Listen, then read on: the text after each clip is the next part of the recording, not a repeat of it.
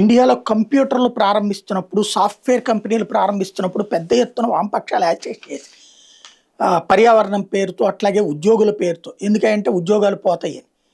ఇప్పుడు ఇయొచ్చాక ఉద్యోగాలు పోయినాయా? పెరిగినాయా? అంటే కొత్త ఉద్యోగాలు బోలెడొచ్చినాయి. కాబట్టి కొత్తొక వింత, పాతొక రోత అన్నటువంటిది. టెలిఫోన్ రంగంలో సెల్ ఫోన్ కంపెనీలు తీసుకొస్తున్నప్పుడు అలాగే గొడవ గొడవ చేశారు. బట్ ఇవాళ చూస్తే యూజర్లు పెరిగిపోయారు. ఇన్ని ప్రైవేట్ కంపెనీలు, ఇన్ని కోట్ల ఉద్యోగాలొచ్చినాయి. కాబట్టి కమ్యూనిస్టులు ఏదన్నా చేశారంటే ఇన్‌డెప్త్‌గా కంటే కూడా భవిష్యత్తులో డెవలప్‌మెంట్‌కి ఆపేయడానికా అన్నదే డౌట్. ఇప్పుడు విశాఖపట్నంలో డేటా సెంటర్‌ని వైఎస్ఆర్ కాంగ్రెస్ పార్టీ ప్రభుత్వం మేమే ఇచ్చామని చెప్పి, అదానికి మేమే ఇచ్చామని చెప్పి. మరి వాళ్ళు ఇప్పుడేం అనలేరు. అదే సందర్భంలో తెలుగుదేశం కూడా దాన్ని కొనసాగించింది. గూగుల్ పేరుతో వాళ్ళకి హ్యాండ్ ఓవర్ చేసింది. ఇక్కడ ఓ పక్కన వ్యతిరేకిస్తున్నారు బొలిశెట్టి లాంటి వాళ్ళు.